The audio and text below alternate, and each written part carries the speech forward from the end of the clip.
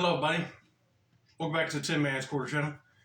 I'm your host, Jeffrey Tin Man Taylor. Today, I'm finishing off this run of Chill and Scares videos for you guys.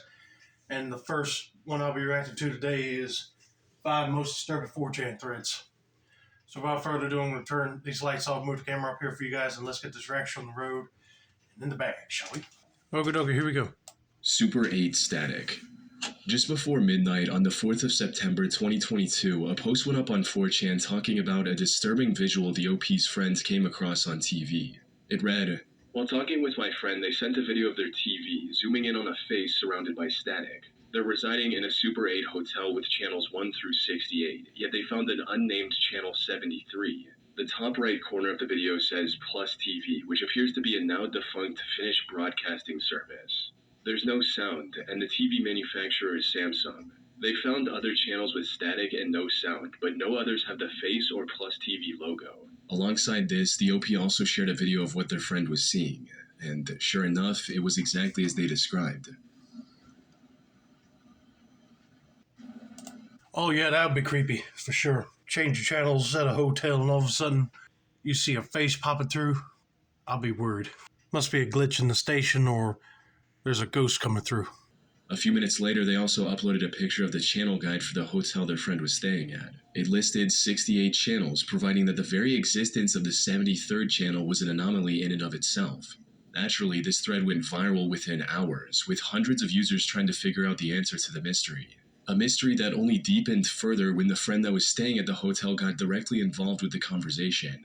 "Hi, a friend of the OP here. If anyone actually has any idea what this could be, I'm curious to know. I'll be checking again in the morning to see if the channel's still there. It's 12 a.m. right now and it's the same thing. I have literally no clue what this could be. I've been looking around on Google for stuff, but nothing that looks like this, and I can't think of a reason for this to be here." About 10 hours later, they shared new pictures and a new video of the TV, the face still on it. Unfortunately, they had to leave the hotel at this point and couldn't monitor it any further, leaving 4chan users with almost no leads to work with. There were several theories that gained traction as the conversation went on. The first of which was that the OP staged the whole thing for attention on the internet. As one user mentioned, "Someone plugged their laptop into the HDMI port and is playing some video file they made. Guys, come on." Which is quite plausible. Analog horror videos of this kind are a dime a dozen on the internet. However, many were quick to defend OP. They pointed out how the TV would have displayed HDMI on the screen if they had switched to it after browsing the legitimate channels, how the static remained consistent across the different channels, and most importantly, that there were no signs of something like a laptop being plugged into the TV in any of the pictures or videos. This is why you don't jump quick to conclusions thinking that it was a hoax. Because I didn't see no computer cable hooked up to a TV either. And plus, they did make a good point that if you put like a image on the TV, it wouldn't have a lot of static in the background. And they did say it would have HDMI on the screen, and that won't showing up, so it ain't a hoax. But I don't know what would be causing a face to appear on the TV like that. Now, there's obviously still a possibility that the OP did a very good job of covering their tracks to make it seem as legit as possible. But unless the OP confessed themselves, there's no way to know for sure. That said, assuming that they were telling the truth, we still have a couple of plausible explanations of what might have happened. One of which revolves around the idea that the unsettling imagery on channel 73 was the result of a channel hijacking or hack. A user with extensive knowledge in the field of TV hacking actually came across this thread and left some valuable feedback, reading, "Hey OP, I think I know exactly what this is. So, back in the day when analog TVs were more common, there was a nefarious hobby for nerds called TV pirating. This is where you hijack an unused low-frequency channel from nearby and can broadcast whatever you want on it. I used to do it quite often in Topeka, both on TV and radio. Anyway, it's still common in some places, although harder to not get caught or be shut down automatically in a matter of seconds. So, what TV pirates do now is run a very low-quality test with static and a symbol in the center to broadcast a recognizable symbol and test if it works, while also being an inside joke to other TV pirates who they may know online or IRL.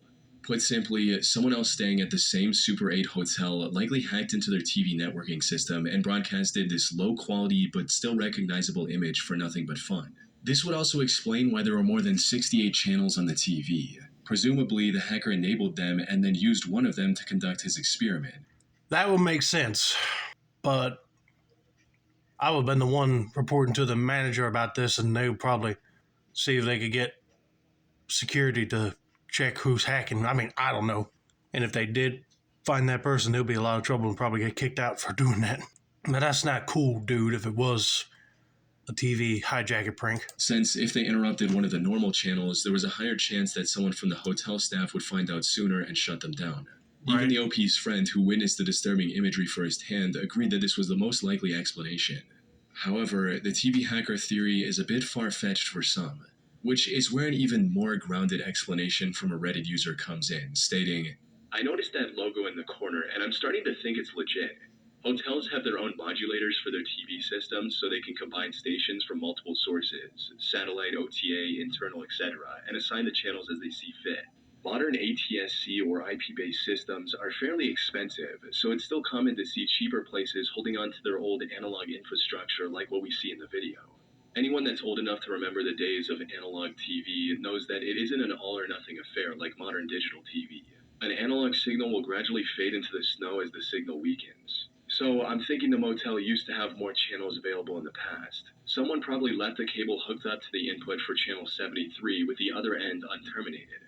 This dangling cable could act as an antenna and pick the signal from another channel connected with a poorly shielded cable. It's a weak signal being picked up by a crappy antenna in a system that wasn't meant to be used wirelessly, so not much picture is going to make it through. In this case, the face and the logo were the only parts bright enough to make it through. I bet if OP flipped through all the channels, they'd find one with the same logo in the corner." As for the origins of the creepy face, there are several theories on that as well. To some, it reminded them of the floating head imagery in the music video for Burning Down the House by a band called Talking Heads. One user also enhanced the otherwise low resolution, which to some made the face look like a portrait of Arnold Schwarzenegger. Unfortunately, no one was able to figure out exactly where the original image came from. The 4chan thread stayed active for about 9 days, but when no one was able to find any concrete answers, most users lost interest and moved on, leaving the mystery of the Super8 Static channel unsolved to this day. That's crazy. Nobody don't even have a clue on how this is happening. But yeah, they probably might be right that they forgot to unhook a certain cable and it's showing a static image of somebody from a movie or a music video. If that was the case, I would have been unplugging it so that all this would not be happening still. But anyway, let's get to 4chan thread number 2. Christmas present. On the 20th of December 2018, a post appeared on the B or random board of 4chan with a vague statement from OP reading, "Be here in B 23/12/2018, GMT +1. You don't want to miss this." One user asked for more information, writing, "What am I in for?" To which the OP gave a rather ominous reply stating, "Let's just say it's my Christmas present for you." The OP went dark after posting this reply and didn't make any other posts until 3 days later, just as he promised. "Sorry guys, 2 beers left and I will go for it. It will ruin my life for years, so I need to get some courage." Initially, most users were either confused due to the OP's vagueness or sympathetic towards him, with one person writing, "Go for what? Don't ruin your life, bro. Do some good stuff for yourself." But after several people asking about his motives, he finally confessed that he was going to take the life of his own father, and that he was just waiting for him to fall asleep. As the OP continued to provide more details about his circumstances, the tone of the thread shifted from users doubting him to many encouraging him to go through with his plans. Why? Don't encourage a guy that actually said he was going to kill his dad. I mean, that's stupid. Can't believe there's a lot of people that don't get it, that this ain't no joke. He's literally being serious. But I cannot believe he said it's his Christmas present for whoever's looking at that thread. I mean, nobody don't want to know that you killed your dad. I mean, if you did post it on there, they'll probably contact the FBI police by now. "Don't give up halfway through, OP. Finish the job." One user even went as far as to write a whole guide on how the OP should execute his plan, stating, "You've got to plan it better, Anon. You'll be the prime suspect by tomorrow and be in cuffs within a week. Don't do yourself that way. If he's taken advantage of people the way you say he has, then there will be plenty of motive for many people to end him. You have a great opportunity for the police to say, well, this guy wronged so many people, it could be anyone. We have 126 prime suspects at the moment. Spend 2 months doing nothing but researching unsolved murders, then smash and burn your hard drive and throw it in a lake 100 miles away. Have an alibi. Be away. Have your story straightforward and never change it. Be prepared to be questioned, then get on with it. Maybe some of them still believed that the OP was just making up everything for attention. However, things took a very dark turn about an hour after the beginning of this thread, when the OP posted a picture of what looked like the entrance to a bedroom with the caption simply reading, "Wish me luck." About 30 minutes after that, the OP returned with one final picture, proving that he went through with his plan, stating, "OP here. I'm about to call the police for myself." Not long after that, the police in Austrad, Norway received a call from the OP confessing to his crime. Though, because of Norway's strong privacy laws, the only information about the OP that became public was that he was in his 20s. Apart from that, the OP of this disturbing 4chan thread remains anonymous to this day. He didn't listen to any of those people's advice and called the police on himself. That's a good thing because he's taking responsibility of what he did. And since he's in a different country, I don't know what their laws over there for murder are. Because over here, you'd be like either life in prison or death penalty. But I figured that guy probably had enough of what his dad was doing to him and other people. He just snapped, wanted to get rid of him. That is just scary and heartbreaking all at the same time. Grand Rapids Diner. On the 20th of August 2019, an anonymous person started a thread discussing some extremely unsettling activity he noticed at an abandoned building near his home. However, what sounded like nothing more than a conspiracy creepypasta turned into a disturbing mystery involving shady shell companies, mysterious sightings, and the potential disappearance of 3 people who went looking for more evidence. The post read, "You X-Files want to solve a real conspiracy? 1634 Coit, Grand Rapids, Michigan was once a popular restaurant called Isaac's that opened shop in the mid-1990s. After the owner Isaac died from lung cancer, his widow and son kept it running for a few years before ultimately closing down and selling the building in the early parts of 2014. A strange couple in their 40s purchased it shortly thereafter with the intention of turning it into a coffee shop. They painted the exterior, put a lamp in the middle of the building, taped garbage bags over the windows, and that's how it sat until present day. It was in the fall of 2015 when weird stuff started happening. It was not uncommon to see 2 or 3 SUVs pull into the premises, bring in a group of young children, and then see the adults leave, but never catch sight of the children again. The reason I'm posting this is because I was just walking my dog past the building tonight when I saw a kid about 10 or 11 pull down a corner of one of the garbage bags taped over the window and proceeding to pound on the glass as if trying to get my attention. I pulled out my camera to get a pic, but right before the flash went off, he was seemingly pulled away by someone. I stood around for several more minutes, but the building seemed empty from that point forward. The police were called, showed up, flashed their lights in the window, and didn't see anything and just took off. No one is taking this seriously. I'm telling you, something nefarious is going on here." Put simply, the OP was implying that this abandoned building was the operating ground for a trafficking ring of sorts. Which does sound a bit out there at first, with some even accusing the OP of straight up making the whole thing up. That is, until people started looking into it. And what they discovered was concerning to say the least. For starters, users uncovered the fact that the property was owned by a company called Humanix LLC, which to some sounded a lot like a mix of words human and trafficking. The company's headquarters were publicly listed as a house just a 7-minute drive away from the abandoned diner. Uh-huh. I'll be taking that seriously. But I cannot believe the cops just looked in there and left and don't believe the person's story. I mean, come on. If they're not opening a coffee shop there and they covered the windows with trash bags, something is up. And plus, if a guy said he saw a kid rip him down and pound it on the window and then got taken away by a big adult, then I would be investigating this further if I was a cop. Makes you wonder if those people hid all their tracks to make it look like an abandoned building, or the cops were paid off. Who knows, right?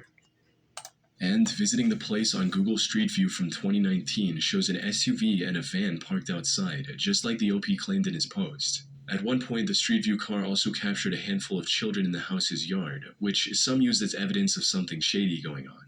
However, from the looks of things, these children were just playing in the yard with no fence or supervision.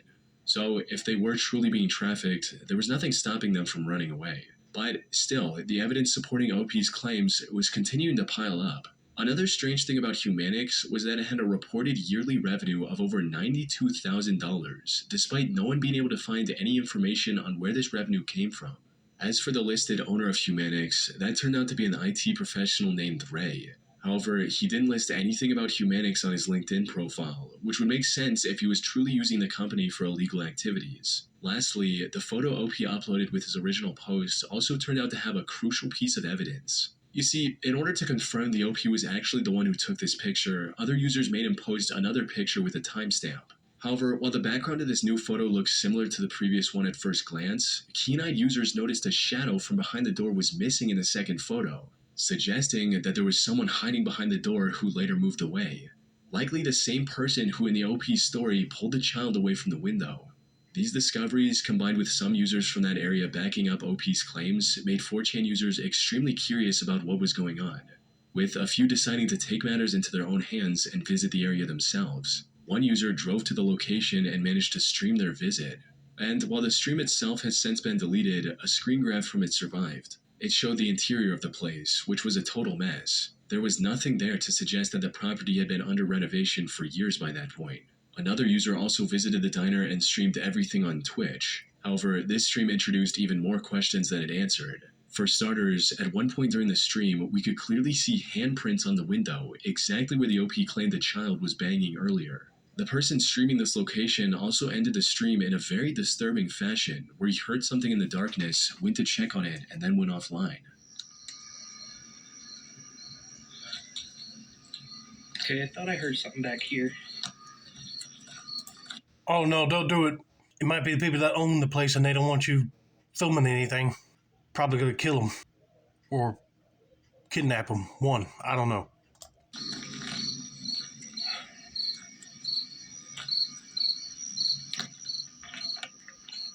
Nope. Okay, calm.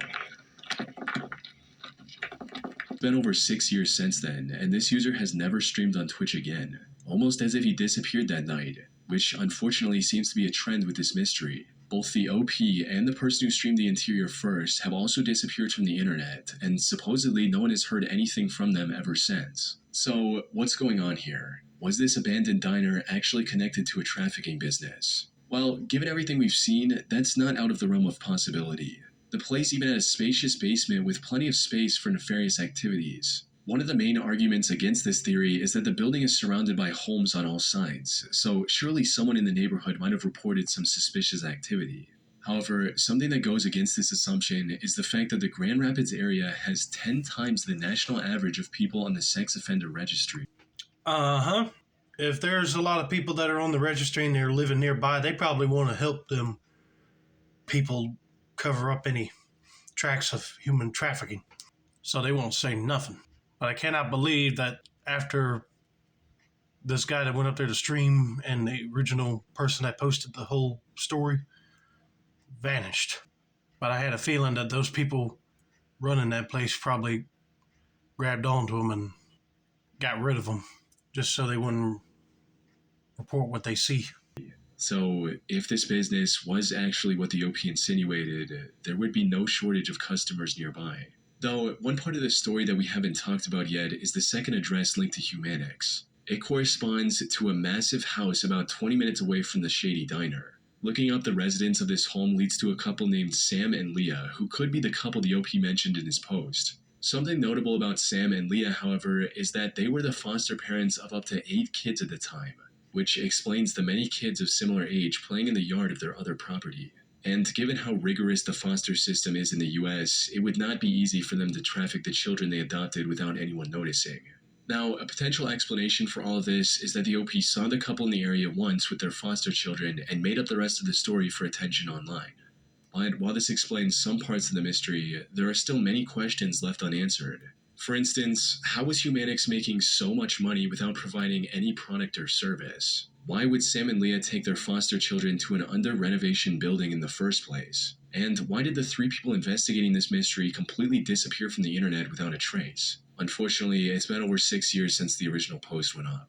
The diner has since been sold to someone else, and no one has been able to find any concrete evidence of the trafficking theory ever since. Whatever the deal with this Grand Rapids diner was, whether nefarious or completely innocent, it will likely remain a mystery for the foreseeable future.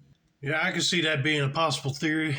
Since they're raising foster kids, it would have been hard for them to traffic them if the foster system found out. That's why they had to take matters in their own hands to get rid of these people that were posting about it, or it probably might have been an innocent thing, and then when these people were confronted about it, then they were told to delete their post, which I'm assuming that is the case, because it would be sad to hear that these people die because of what they saw. But it's kind of odd that the couple decided to sell the coffee shop afterwards. Maybe don't want to be tied to that place anymore, since people keep doing conspiracy theories on it. I don't know. But that is kind of strange. Northwest warning. On the evening of September 30th, 2015, an ominous thread went up on 4chan from an anonymous user stating, "Some of you guys are alright. Don't go to school tomorrow if you are in the Northwest. Happening thread will be posted tomorrow morning. So long, space robots." The contents of this post, alongside the picture of Pepe the Frog holding a gun, painted a clear picture of what the OP meant. Essentially, he was about to do something horrible the next morning, and this was his way of getting some online attention before that. Now, threats like these aren't exactly rare on 4chan, as most of them end up being nothing more than hoaxes. So, some users didn't take the post seriously at all, while others sarcastically told the OP that they would be watching the news in anticipation. The OP, however, stayed adamant about his plans and even replied stating, "We'll post again in the AM, 10-minute countdown. Won't say more, too much to prepare." This was a short-lived thread that quickly got lost in the endless supply of content on 4chan. However, what happened the next day left everyone who saw the thread in shock. On the morning of October 1st, a deadly shooting occurred at Umpqua Community College in Oregon, with the suspect being identified as 26-year-old Chris Harper Mercer. Chris was presumably the anonymous author of this post a day prior. The 4chan thread was quickly discovered and put under investigation by the authorities, and for good reason. The original post was one thing, but what made the connection even stronger was the conversation the OP had with another user. Most of that original thread has since been deleted, but according to the few surviving reports, one of the other users, thinking the OP was joking, actually gave advice on how to carry out the attack, with the OP thanking them for the tip. A day later, parts of the incident were exactly as this random user advised. However, despite this connection, nothing much came of this investigation for the next 8 or so years. I would have not even given this guy any tips, because if I found out somebody was planning on doing a school shooting and he's telling people not to go to school, then I'll be taking it seriously. Even telling the school principal, or if it's at a college, the dean, about what I found, see if they want to take it seriously or not. But also when that other person posted how old they were and which campus they were at, I wouldn't have done that either, because you never know, that dude might decide to go to that one too. That is, until the FBI released a document with a twist that no one saw coming. According to this heavily redacted document, the person who made the 4chan post had nothing to do with the incident. The FBI managed to track down the anonymous poster in less than 24 hours and conducted a thorough investigation into his life. The OP, let's call him John, was actually a young man from Florida who originally grew up in Michigan. Apparently, him making the thread about an upcoming incident the next day was nothing more than a massive coincidence. He had no knowledge of the attack beforehand and had no connection to Chris, the actual perpetrator. The odds of John randomly predicting such a specific event are astronomically low. No one would even believe this report if it wasn't directly from the FBI itself. And many people today don't even believe this, arguing that it's too much of a coincidence to not have been posted by Chris. Another possibility, something that the FBI report didn't mention, is that maybe Chris only came across this 4chan thread, which would explain why he used the same tactics described there. Unfortunately, I wasn't able to find any evidence supporting or denying this theory. Well, at least the guy that made the post is cleared of charges, but he shouldn't have not even posted something like this at all. Because you never know if, like he said, that theory of Chris, the shooter, probably saw this post and decided to shoot up that school because of that idea. This is why you got to be careful nowadays when you post stuff online, because you never know what psycho would see it and decide to use it towards their advantage, you know. Dubs decides. On August 30th, 2015, a user posted a timestamped picture of the big toe of their right foot on the random board of 4chan alongside the caption, "Dubs decides what I do." Dubs, for those who don't know, refers to the last 2 digits of a post number being the same. You see, every post on 4chan is given a random identifying number, and there's no way to predict what it's going to be. So, the chances of the last 2 digits of this number being the same are quite low, but still within the realm of possibility. In other words, OP claimed that he would do whatever a reply with the matching last two digits said. This is a tactic often used by people who just want attention, without having to actually do the crazy thing they promised, hoping none of the replies are dubs. Even when a reply does get dubs, the posters rarely fulfill their promise. However, the OP of this particular post was of a completely different mindset, as when a reply without even dubs told him to chop off the toe, he obliged and posted a picture of his toe tightly wrapped with a caption reading, "Cutting off circulation may take some time." A few minutes later, he posted a second photo of his foot on the edge of a bathtub with a hatchet and a bucket of ice in the picture as well. Even with all this buildup, however, no one actually expected the OP to go through with this commitment. But then, about 40 minutes later, the OP returned with a picture of his toe severed to the bone and covered in blood. With this, the thread divulged into a string of typical 4chan-style reaction images from the community.